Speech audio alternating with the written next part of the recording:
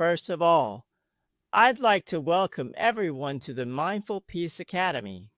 At the same time, I deeply rejoice in the long-term efforts of our volunteer bodhisattvas. Tomorrow is a very important holiday in Buddhism. It's the sacred birthday of Shakyamuni Buddha. On this special day, we're also launching our first Tongxi class. This carries great significance.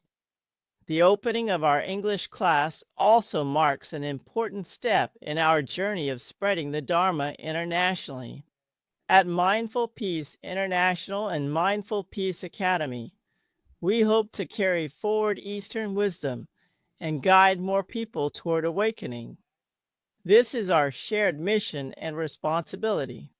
We also know that the evolution of civilizations and the transmission of cultures across time and place in this world have influenced each generation in its own way. For example, with the rise of Western humanism came the Renaissance and Enlightenment, an era that embraced rationality, equality, and freedom. It paved the way for modern civilization. Meanwhile, we've seen that as human society progresses, especially under Western capitalism, the world has become increasingly materialistic. People are constantly seeking security, value, and happiness in the external material world. As a result, many have become lost in materialism. There's even a Western saying, the soul can't keep up with the pace. From the perspective of the Dharma, the sutras say something similar. While chasing the outer material world, human beings end up losing themselves. In today's world, even as material wealth grows, we're seeing a rise in mental health challenges, anxiety, depression, as well as ecological crisis, a decline in values, and imbalance of environment. In fact, the world is facing more and more uncertainty and instability. So in this era, we are also facing the need to reevaluate our values. We know that the human world essentially consists of two aspects, the material and the spiritual. We have pursued material things and have also experienced abundance. But at the same time, we've seen that material civilization has brought us more and more problems. And as material development continues, mental health issues are becoming ever more pronounced. Eastern wisdom, especially the wisdom of the Dharma, has long been called the study of the mind. It offers profound insight into our inner world, into the nature of the mind. It also offers complete ways to resolve psychological issues. Take mindfulness. For example, its global popularity today is actually a reflection of how the Dharma addresses mental suffering. We also see that Western humanism, with its emphasis on freedom and equality, still leans more toward the outer material world. It seeks to build freedom and equality through the material means.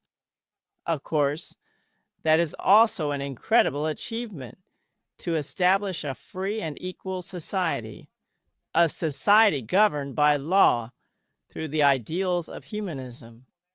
That in itself is quite extraordinary. But our freedom isn't only about the external. We also need inner freedom. Because even in a society with great freedom, each individual still carries inborn confusion and afflictions. Of course, the Dharma also tells us that every being has the ability to heal and liberate themselves. Life has two sides to it. Because of ignorance, we don't see clearly where we came from or where we're going. We don't know who we are or what the meaning of life really is. And because of diluted perception, our minds give rise to all kinds of afflictions, attachments, and inner opposition. We become entangled in the confusion, suffering, and distress created by ourselves. So the Dharma provides a path to inner freedom. The Dharma teaches that all beings are equal. Everyone has the ability to rescue themselves. Buddhism is also rooted in human-centered thought. We know that Western religions are generally God-centered, but Buddhism is human-centered.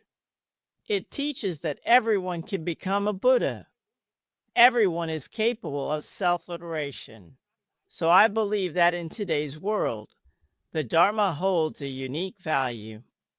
As human problems continue to multiply, the transmission of Eastern wisdom, especially the wisdom of the Dharma, can help us find a path towards self-salvation and liberation in life. Meanwhile, because of self-attachment, our world faces all kinds of opposition and conflict. The Buddhist teaching of non-self can help us truly break free from this opposition and conflict. That's why Buddhism teaches non-self and benefiting others. In Buddhist teachings, you will never find acts of harm carried out in the name of Buddhism. So the doctrines of Buddhism hold profound meaning for peace in today's world. Human development, influenced by human-centered thinking, has led to the overuse of the earth and its resources. From the Buddhist perspective, humans and the world are interdependent. We are one. The environment is part of us. Today, the West also has deep ecology, which in fact shares a connection with the Buddhist concept of dependent origination. Studying the wisdom of the Dharma is meaningful both for the individual and for global peace and stability. As for the study of this course, our curriculum is incredibly rich. It covers wisdom for the mind, meditation practice, and Eastern aesthetics and Chan living. These teachings support us on many levels, from cognitive understanding to lifestyle, and then to mindfulness meditation, helping us build a complete path to settle both body and mind. The wisdom of the Dharma actually offers us a way of wise understanding.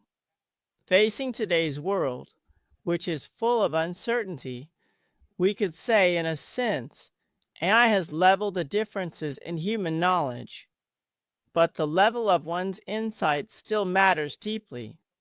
When we possess wise understanding, what does that mean? It means we're able to see the essence of the world. When we see the true nature of the world, we can respond to change with calm and clarity. Because all change conforms to the truths taught in Buddhism: impermanence, dependent origination, arising and ceasing due to conditions. The Dharma has already clearly explained the truth behind the changes in this world. If we lack wisdom, we see the world through our own mental filters. We cling to the belief that things are permanent. When we hold on to permanence, we become unable to accept change. So the study of the Dharma is not just the learning of knowledge, it's the cultivation of wisdom. During the learning process, we have many methods. One is the 8 steps and 3 meditations. We need to know how to go beyond just studying a knowledge, to let it reshape our views, transform our mindset, and ultimately shape the quality of our lives. Life is an endless accumulation. From the Buddhist view, our opportunity to gather and study here today is the result of karmic conditions accumulated over many lifetimes. Life is like a river. It flows from the infinite past into the infinite future. Life is the accumulation of our bodily, verbal, and mental actions, that is, our thoughts, words, and behavior. Everything we've ever done gets stored in our alaya consciousness, forming a deep accumulation in the inner world of our mind. That accumulation is what shapes who we are today. Who we become is closely tied to the karma we've built up through past lives. If we want a better future life, we must make new choices and build a positive, wholesome accumulation. And what does that require? It requires wisdom. With the wisdom of life, we can make conscious choices. What kinds of behavior are beneficial, and what kinds of repeated mental patterns are harmful? Then we can begin to see more clearly. I believe every one of us here hopes to live a better life. From the Buddhist perspective, each of us has the ability to choose the course of our life. Each of us can become the master of our own life, because every being has the capacity to save themselves. So the wisdom of life becomes especially important. In the same way, cultivation and study also require us to inherit a culture of wisdom, and we need to learn through repetition and commit to ongoing practice. Only through this steady effort can it become a powerful inner force that guides our life towards something better. Meditation is actually a way to help us truly gain autonomy in our lives. Western humanism promotes rationality, and rationality has one very important feature: that people, when facing the development of the world, can still maintain the ability to choose freely, even to question and reflect.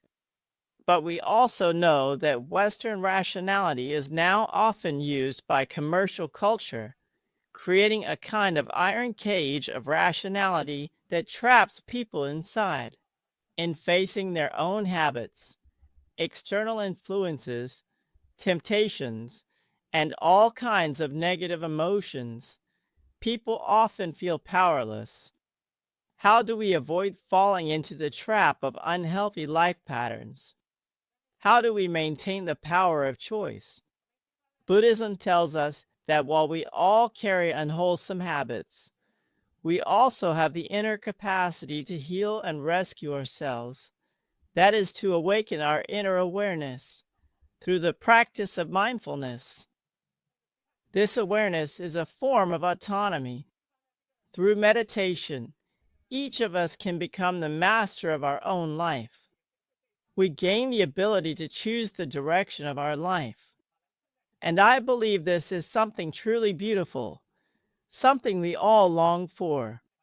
At the same time, the Chan lifestyle we promote contains elements of Eastern living aesthetics.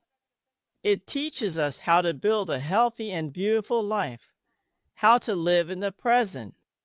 Because people today, in constantly chasing the outer material world, often end up losing themselves. We're always seeking what we don't have and forgetting what we already have. We don't know how to appreciate each moment. Why? Because we lack the wisdom of Chan. Our minds are too full of clutter, and we overlook the life right in front of us. Chan wisdom helps us return to the present moment, guiding us in how to drink tea, eat, and walk. Cultivation isn't just a fixed form, it can also be a way of living, and we all live every day. So how can we make our everyday life a path toward awakening? It starts with learning how to be mindful, how to bring meditation into our life. Our Tongxi class offers a rich set of teachings on Eastern living aesthetics and Chan living, so the curriculum is truly abundant. We are the first English class, so I hope you all cherish this rare opportunity and apply yourselves diligently. I believe what we are promoting today, the culture of awakening and mindfulness, is something most people in the world need, because everyone hopes to become better and live a free and autonomous life. And what the Dharma gives us is just the ability to attain this kind of life.